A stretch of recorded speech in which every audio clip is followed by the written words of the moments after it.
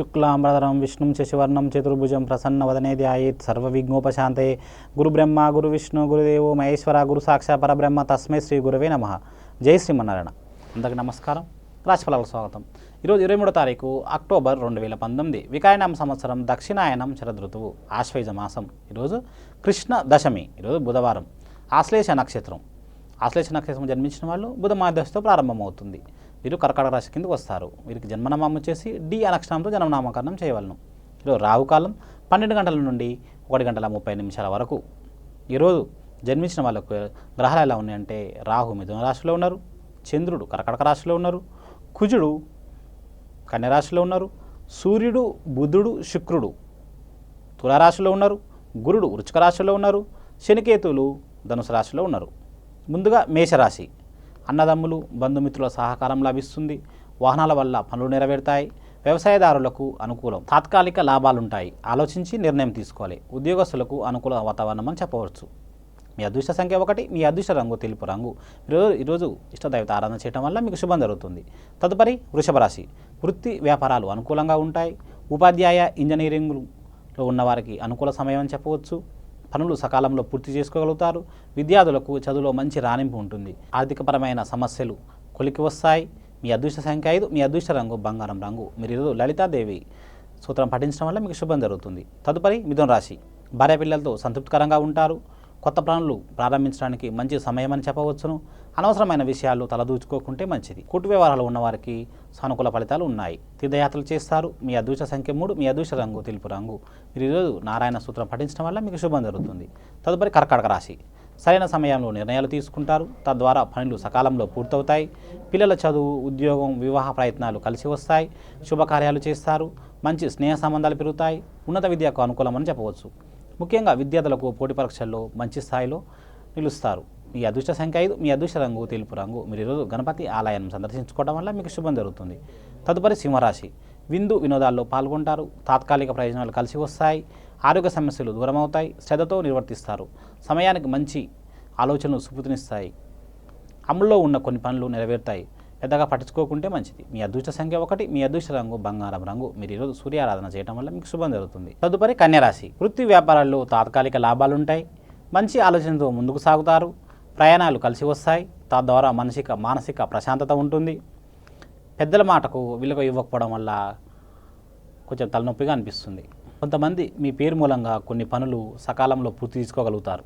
మీ అదృష్ట సంఖ్య 6, మీ అదృష్ట రంగు చిత్రవర్ణం. మీరు ఈరోజు ఆలయ దర్శనం చేసుకోవడం వల్ల మీకు శుభం జరుగుతుంది. తదుపరి తులారాశి. పెద్దల సహకారాలు అందుతాయి. సమయాన్ని సద్వినియోగం పరుచుకుంటారు. పుణ్యక్షేత్రాలను సందర్శిస్తారు. మంచి ఆలోచనలు స్ఫూర్తినిస్తాయి. రావాల్సిన డబ్బు చేతికి అందుతుంది.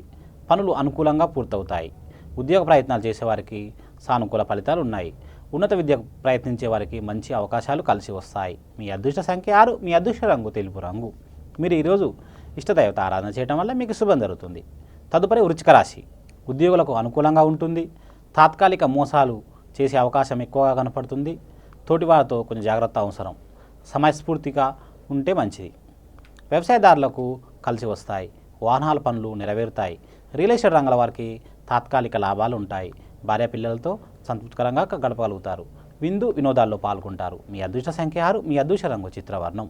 మీరు ఈరోజు ఇష్టదైవత ఆరాధన చేయడం వల్ల మీకు శుభం జరుగుతుంది. తదుపరి ధనుసు రాశి. రాజకీయ కోర్టు వ్యవహారాలు ఉన్నవారికి అనుకూల సమయం. ఉత్సాహంతో ముందుకు సాగాలి. ఇంట్లో పనులన్నీ పూర్తి చేసుకుంటారు. ఉద్యోగ ప్రయత్నాలు ఫలిస్తాయి.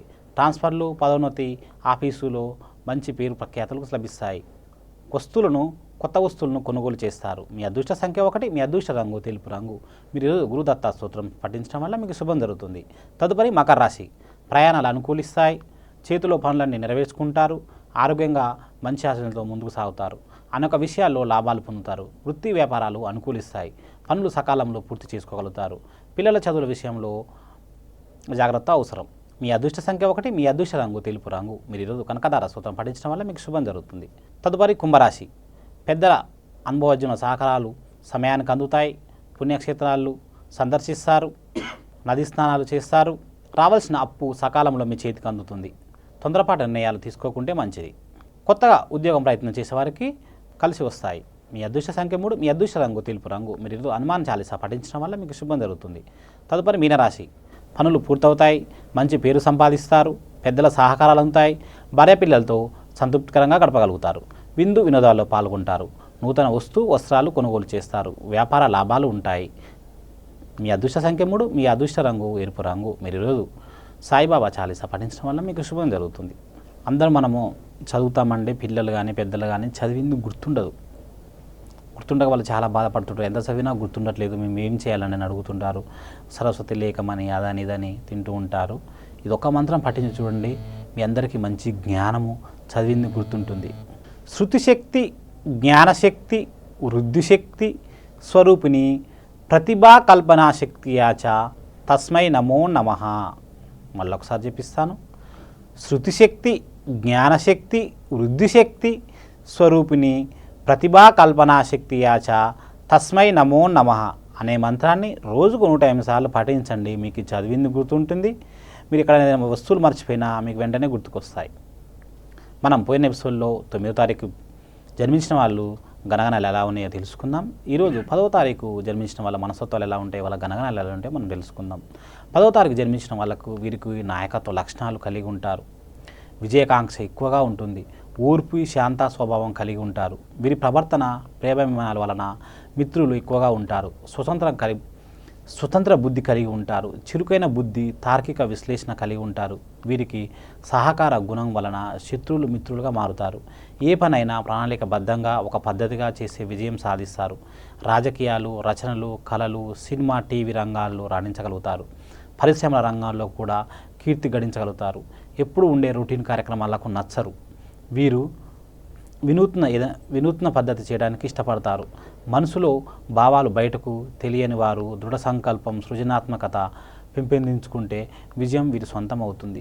జీవితంలో ఒడిదుడులు ఉంటాయి. అందువలన వీరు స్పెక్యులేషన్, వ్యాపారం లాంటివి దూరంగా ఉండటం మంచిది. వీరికి కళ్ళజోడు ఉండే అవకాశం ఎక్కువగా ఉంటుంది. వీరు తమ నామ సంఖ్యను న్యూమరాలజీ ప్రకారం సరిచూసుకోగలిగితే వీరికి విజయప్రాప్తి ఉంటుంది.